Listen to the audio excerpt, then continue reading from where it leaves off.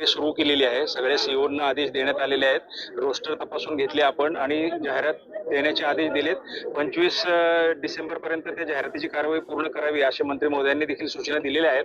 त्यामुळे मला असं वाटतं की आता ही भरती प्रक्रिया सुरू होईल आणि ही रिक्त पदं लवकरच भरली जातील. असं दिसून येतं की शिक्षण व्यवस्था इतकी मोठी व्यवस्था आहे की इथं माहितीचा खूप मोठा साठा असतो.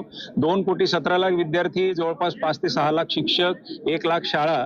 त्यामुळे माहिती जमा करणे आणि ती संकलित करणे हे खूप मोठं आव्हान असतं आणि त्या आव्हानाला पेलणं हे फार एक जिकिरीचं काम होऊन बसलंय.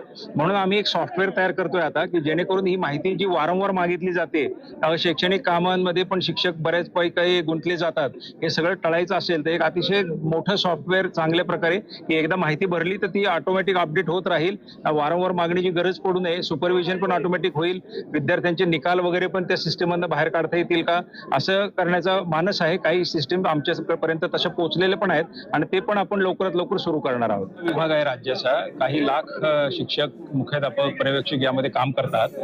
त्यामुळं नवीन शैक्षणिक धोरणाचं जे आव्हान आता आलेलं आहे त्याच्याकरता सर्वांपर्यंत तो संदेश योग्यरित्या पोहोचवणं आणि त्यांची मनोभूमिका त्याकरता तयार करणं, अशा उद्देशाने बऱ्याच ठिकाणी सहविचार सभा होत आहेत आणि त्यामध्ये काही प्रश्नही मांडले जातात. अनेक प्रश्न पूर्वीपासून वर्षानुवर्ष थांबलेले होते, ते प्रश्नांची सोडवणूक आता होताना दिसतीये. त्यामुळे मला असं जाणवतं की अनेक लोकांना आपले प्रश्न सुटतील अशी आशा निर्माण झालेली आहे. टप्पा अनुदानाचा एक मोठा विषय निपटारा झाला, संच मान्यतेचा झालाय आणि अशाच पद्धतीने काही नवीन नवीन निर्णय होत आहेत. मागण्या अनेक असतात, त्या मागण्यांवरती काम पण चालू असतं, परंतु त्यावेळेला जे नवीन शैक्षणिक धोरणाचं आव्हान आहे त्याच्यात कुठली तडजोड होता कामा नये.